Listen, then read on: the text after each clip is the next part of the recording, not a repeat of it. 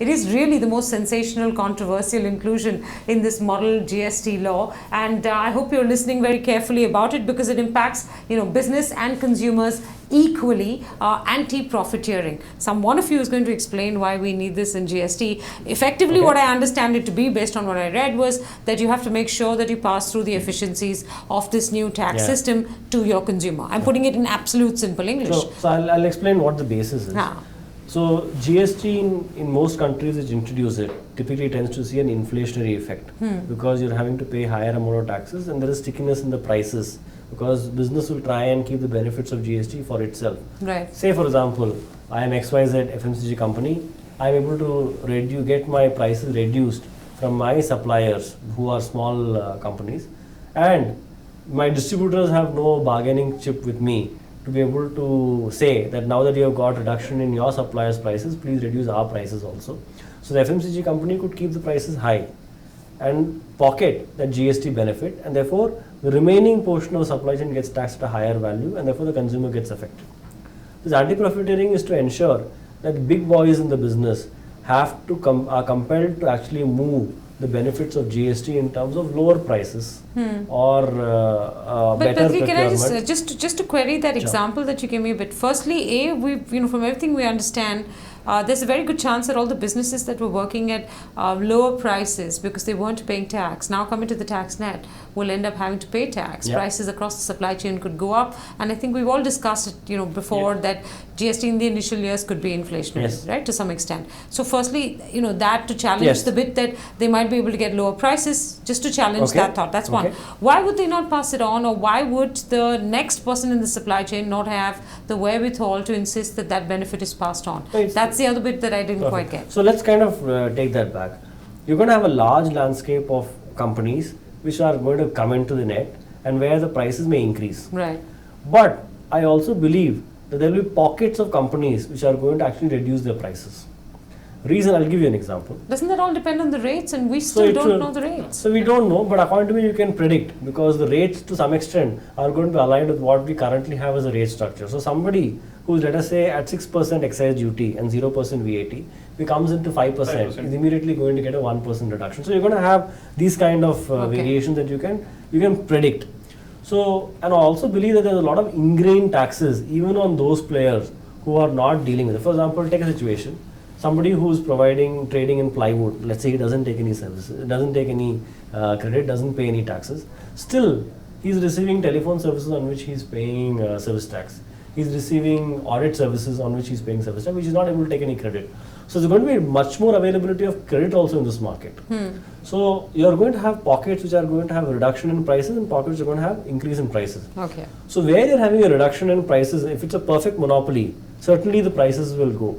But if, for example, it's an oligopoly or it's a situation where the distributors who are purchasing from an FMCG company don't have the capability because they are just resellers of goods to be able to force them to bring that price down, then there could be pockets in between the supply chain who can hoard this GST benefit. And the anti-profiteering is meant for that. And there are some statistics even with respect to India. For example, in 2006, we moved from a sales tax regime to a VAT regime. In 2010, there's a CAG report which says that businesses did not pass on 6,000 crores worth of VAT benefit to the consumers because they pocketed it. So in Malaysia, in Australia, in all of the countries which have implemented, because you don't want to shock the entire system into having a higher inflation than it's required, you start pushing companies to start adhering. So for example, you want to maintain the same level of profit before and after GST, regardless of whatever. So that's an easy way of indicating that you have passed on the benefit. So that's the philosophy behind it.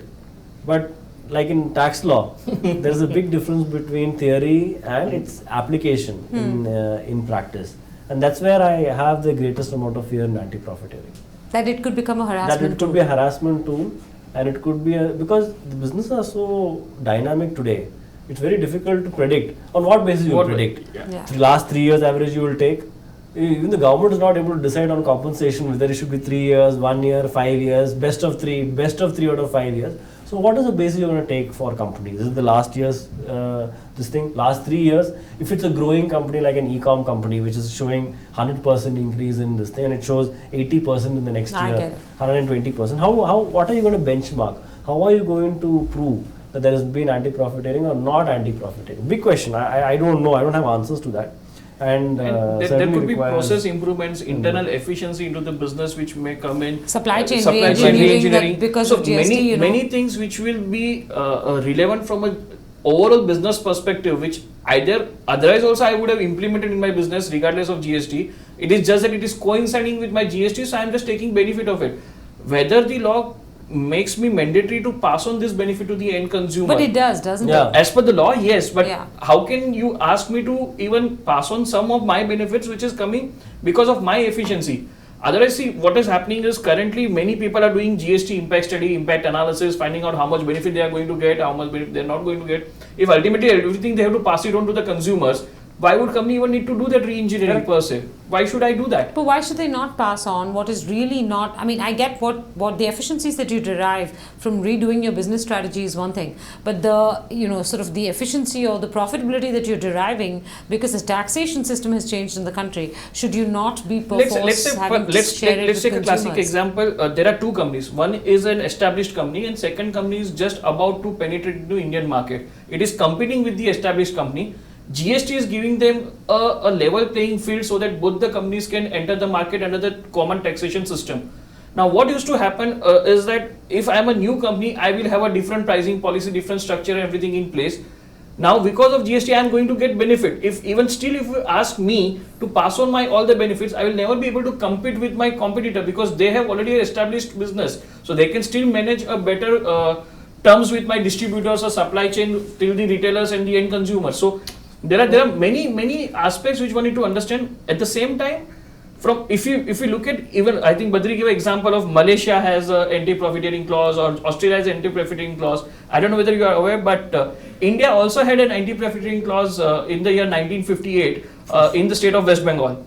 So West Bengal was the first state which has introduced the anti-profiteering clause in 1958 for essential commodities and goods, which says that for the people who are about to hold the goods and all that and increasing the price because of that, to check practices on all such, India has an anti-profiteering clause for West Bengal in 1958. So I don't know how it is going to effectively turn out under GST scenario. It's a long journey. We have progressed from there, but the concept is not new to India. Okay. So one of the things, last word, Badri, before we sign off, So one of the and amazingly, we don't have any questions. So either nobody understood what we said, or you guys simplified it so beautifully that there were no questions left. I'll take it that we'll take a second. I'm sure. The last complexity, why I have a concern in this is, see, it's very easy at the balance sheet level, at the top line and the bottom line to say GST passed on or not. But business are much more complex than that. So for example, you might have a benefit of GST coming in one part of your business, but you're also losing from GST other part of the business. So are you going to say, whatever you're losing, too bad, you suffer. Whatever you're gaining, you must pass on. So where does it stop? So at what granularity do you stop? Saying that the overall effect of GST, which is going to offset across your company, are you going to pass on? So these are the areas where, according to me, anti-profiteering especially needs much more thought and can have some real concerns for business. Most important, it will give. But the trick always lies in implementation, right? Yeah, the best of laws poorly implemented can be horrendous, and the worst of laws well implemented can be really. It will give the opportunity to the authorities to take it as a tool or a measure to come and harass the honest taxpayers. Well, trust me, they don't need any more tools.